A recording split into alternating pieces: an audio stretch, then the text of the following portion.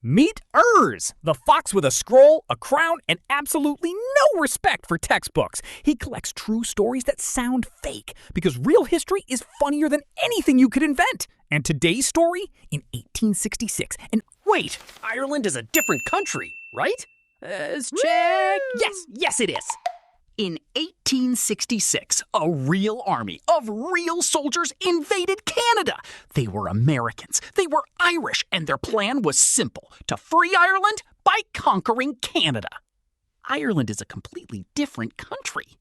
You heard that right! To free Ireland from the British, they planned to invade British Canada, take it and hold it as a hostage, trade Canada for Ireland.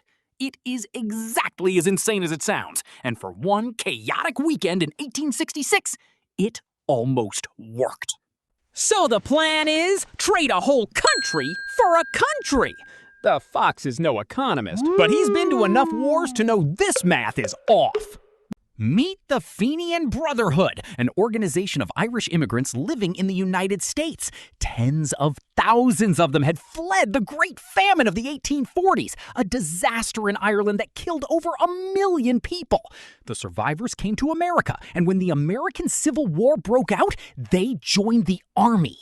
By 1865, these men weren't dreamers anymore. They were trained, battle-hardened soldiers with real weapons and real uniforms. And they had a very personal grudge against Britain, because during the war, Britain had quietly supported the Confederacy. Ireland, now this. It was personal. And they had a plan. Britain wouldn't free Ireland. Fine. So they would take something Britain actually cared about: Canada. Conquer it, hold it, and trade it back. A hostage situation between nations. What could possibly go wrong? Of course, a plan this ambitious needs a headquarters. The Fenians had two. One faction wanted to raise money and support an uprising in Ireland. The other faction, the militants, wanted to invade Canada first. They argued, they split, and the militants won. The war cabinet had voted. Canada was next.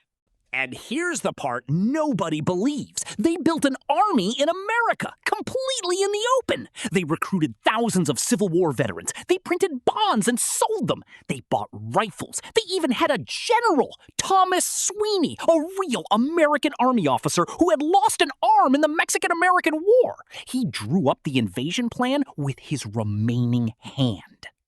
The first try came in April 1866. Over 700 Fenians gathered on the coast of Maine, planning to seize Campobello Island from the British. But the British found out. The Royal Navy arrived with warships full of soldiers. The Fenians looked at the ships and went home. And that was the invasion. Step 1, plan. Step 2, boats. Step 3, oh no. The fox has seen braver retreats. Not many, but some. The second try was the big one. On June 1, 1866, Colonel John O'Neill, a Civil War veteran, crossed the Niagara River from Buffalo, New York, with more than 1,000 men. They took the town of Fort Erie without a fight. The invasion of Canada had officially begun. Canada panicked. The border was wide open and the regular army was tiny. So they did what nervous nations do. They grabbed every volunteer they could find. Farmers, clerks, university students, thousands of militia with basic training and borrowed rifles. And they marched to meet the invaders. The next morning, near a village called Ridgeway, the two sides finally met. The Canadians walked straight into an ambush. The Fenians, Civil War veterans, had chosen the ground. For 2 hours, the two sides stood and traded volleys. This was the first real battle Canada ever fought. Then came the word that broke everything: cavalry. Someone shouted that Fenian cavalry was coming. The Canadian commander ordered his men to form squares. The old formal formation used to stop charging horses. So the militia formed squares and waited for the horses. There were no horses. There was no cavalry. It was a rumor. But the damage was done. The Fox Earths found the Fenian cavalry. It took them a while. That's because it doesn't exist. A whole army beaten by a rumor. Beautiful. While the confused Canadians tried to change formation, O'Neill ordered a bayonet charge. Civil War veterans with bayonets against confused volunteers in squares? The line broke. The Canadians ran. The Fenians had won the battle. And by lunch, they had won it twice, at Fort Erie, too. The numbers were small for a war. About a dozen Canadians dead, dozens wounded, about 10 Fenians killed. But for Canada, it was a national trauma. Their army had just been beaten by Irish Americans in green uniforms. It was also, ironically, the proudest moment the Fenians would ever have. But the Fenians had a problem. The American Navy gunboat USS Michigan, whose crew included secret Fenian sympathizers, had been delayed.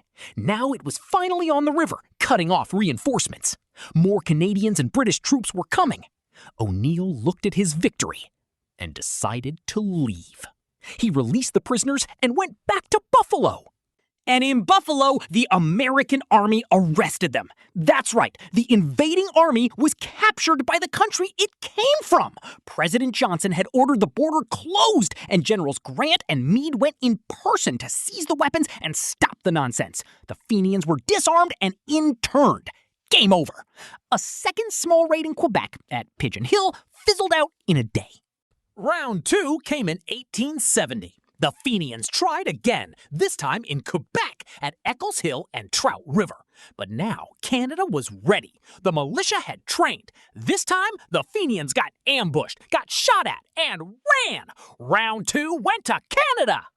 And then came the most embarrassing invasion in history. 1871, John O'Neill, the hero of Ridgeway, led about 35 men into Manitoba to capture a town and hold it hostage. They crossed the border, found a Hudson's Bay Company trading post, captured it, and raised the flag. Victory!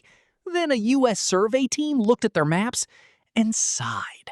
The post was 3 kilometers south of the border. O'Neill had just invaded the United States with men from the United States. From the United States! The Fox has questions. You invaded Canada by invading your own country. From your own country. Even the map is embarrassed. O'Neill and his men were arrested by American soldiers. He was arrested twice in 2 different states for invading U.S. territory. And both times, he was released and never charged. You can't exactly be guilty of invading your own country.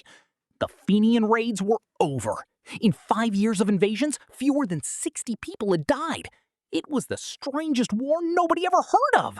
So what did it all achieve? Irish independence? No. Did Britain even notice? Barely. But the raids did one enormous, accidental thing. They terrified Canada into uniting. In 1867, just a year after the raids, the provinces joined together to form the Dominion of Canada, a country born partly because of a fake cavalry rumor. Historians even call Ridgeway the battle that made Canada. So, thank you, Fenians. You wanted to free Ireland. Instead, you made Canada. If you want more stories they don't teach in school, subscribe and tell me in the comments. Would you have joined the army that invaded Canada to free Ireland? So they freed Ireland. No, wait, they made Canada. Ireland is still right where it was, but now there's a whole new country that only exists partly because of a foxless rumor. Ha, that's history, baby. And that, my friends, is Earth history. True stories that sound fake, told by a fox with too many opinions. If you learned something new or just want more weird history, hit subscribe and tell Earth in the comments. Would you have joined the army that invaded Canada to free Ireland?